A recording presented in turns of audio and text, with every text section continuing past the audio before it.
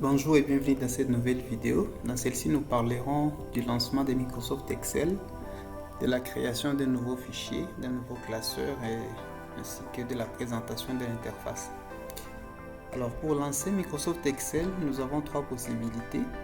Premièrement, il suffit juste de cliquer sur l'icône Excel se trouvant sur votre bureau. Double-cliquer et Excel est ouvert. La deuxième possibilité, c'est de vérifier si Excel se retrouve sur la barre de tâches, là, et cliquer une fois. Et Excel est lancé. La troisième possibilité, c'est de cliquer sur le menu démarrer, la petite fenêtre Windows qui se trouve sur la barre de tâches, et de saisir Excel. De taper au clavier Excel, et voilà, Excel apparaît automatiquement et il suffit juste de faire un clic et voilà, Excel est lancé. Nous sommes sur la page de lancement de Microsoft Excel. Juste à gauche, vous verrez le fichier récemment ouvert, classé par ordre chronologique. Là, il y a deux fichiers qui ont été ouverts aujourd'hui, il y a trois qui ont été ouverts hier. Il y a des fichiers qui concernent cette semaine, donc avant-hier, et il y a des fichiers de la semaine dernière. Et juste en bas, il y a l'option ouvrir d'autres classeurs. Ça nous permet d'ouvrir des classeurs ou des fichiers Excel qui se trouvent sur nos différentes mémoires de stockage. Voilà. Alors pour lancer un nouveau classeur, il suffit juste de cliquer sur cette option nouveau classeur. Là, ça va lancer un nouveau classeur totalement vierge. Il y a aussi la possibilité de lancer sur base de modèles préalablement établis, comme la feuille de présence ici par exemple. Mais nous, pour notre cas, nous allons lancer un nouveau classeur vierge. Voilà, nous voilà sur la page de démarrage d'un nouveau classeur. Alors juste au-dessus, nous avons ce qu'on appelle la barre des titres. C'est ici que nous pouvons voir les titres de notre classeur et par défaut, le classeur s'appelle classeur 1. Juste en dessous de la barre des titres, il y a la barre d'onglets. Nous avons les différents onglets. Ici, il s'agit de regroupement de différentes fonctionnalités utilisé couramment dans Excel. Là, il y a le groupe presse-papier, toujours dans l'onglet accueil. C'est là qu'il y a les couper, copier-coller. Il y a le sous-groupe police. C'est là qu'il y a la police, la taille de police, ainsi de suite. Il y a le groupe alignement. C'est par rapport à la mise en forme des textes. Il y a le groupe nombre, c'est par rapport au formatage du contenu. S'il s'agit d'un contenu standard, d'un nombre, un contenu monétaire, un contenu de la comptabilité, les dates, les pourcentages, ainsi de suite. Je pense que dans les prochaines vidéos, nous allons entrer en profondeur. Il y a les sous-groupes style par rapport au style de texte, cellules, édition, ainsi de suite.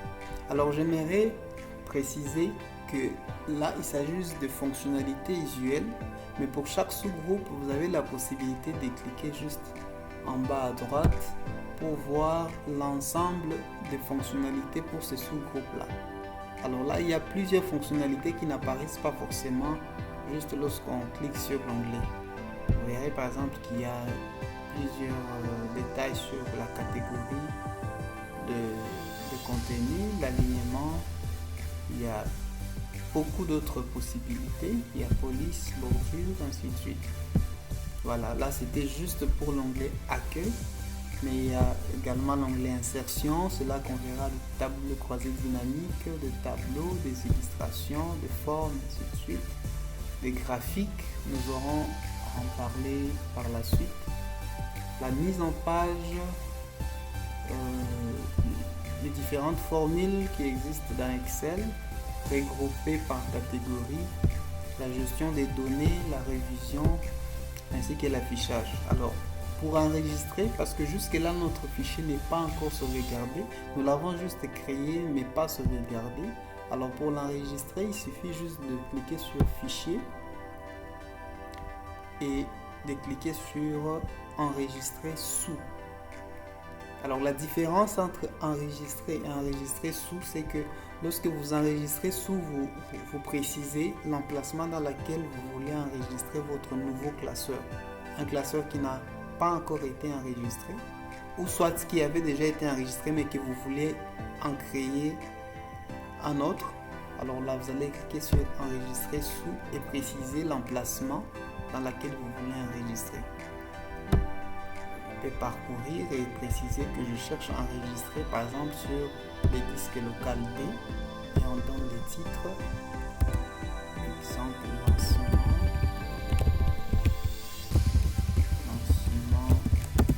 de MS7.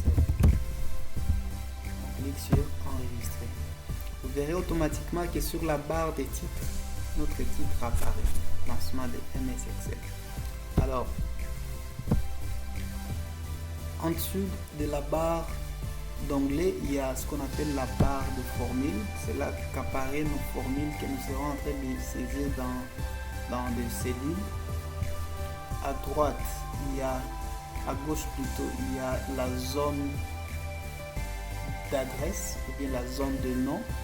Alors cette zone de nom ou zone d'adresse, c'est ce qui définit, c'est là que nous pouvons voir l'adresse ou bien l'identifiant de notre cellule.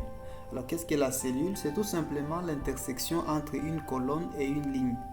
Retenons que Excel, la zone de travail, l'espace de travail d'Excel est constitué de plusieurs colonnes ainsi que plusieurs lignes. Les colonnes sont identifiées par des lettres majuscules et les lignes sont identifiées par des chiffres. Alors, à l'intersection d'une colonne et d'une ligne, nous avons ce qu'on appelle une cellule. Et la cellule est identifiée ou renommée par sa colonne ainsi que sa ligne. Là par exemple nous sommes au niveau de la colonne B et la ligne 4, ce qui nous fait la cellule B4 et ça sera affiché sur la barre d'adresse. Voilà, et c'est très important de comprendre ce concept de cellule parce que c'est avec ça que nous allons manipuler nos données plus tard. Alors la cellule est par défaut identifié par sa colonne et par sa ligne. Cependant, il y a possibilité de renommer selon le besoin. Par exemple, si nous voulons que la cellule B1 puisse contenir les taux d'échange, par exemple, il y a possibilité de changer ici, au lieu de B1, nous écrivons taux. Voilà.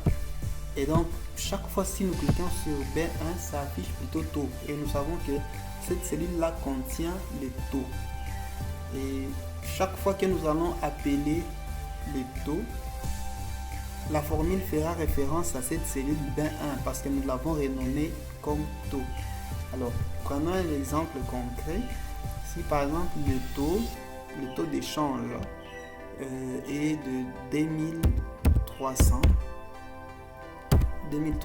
francs pour 1 dollar, c'est juste un exemple. Si nous cherchons à calculer la valeur de 10 dollars par exemple, il suffira d'écrire égal, vous mettez 10 multiplié par les taux. Parce qu'évidemment, nous avons défini ce que c'est les taux pour notre cas. Voilà. Et on entre sur entrée. Ça nous donne 23 000 automatiquement. Voilà. C'était aussi possible d'écrire multiplié par 21. Mais pour question d'élégance, pour qu'on se retrouve assez facilement dans nos formules, on peut juste écrire taux comme on avait déjà renommé taux. Alors là, le majuscule et le minuscule ne pose pas problème. Et on appuie sur entrée, nous avons les résultats qui est correct. Voilà, ça en est donc fini pour cette petite vidéo de présentation Excel. N'hésitez pas de vous abonner, de liker la vidéo si vous avez aimé. Et nous disons merci et à la prochaine.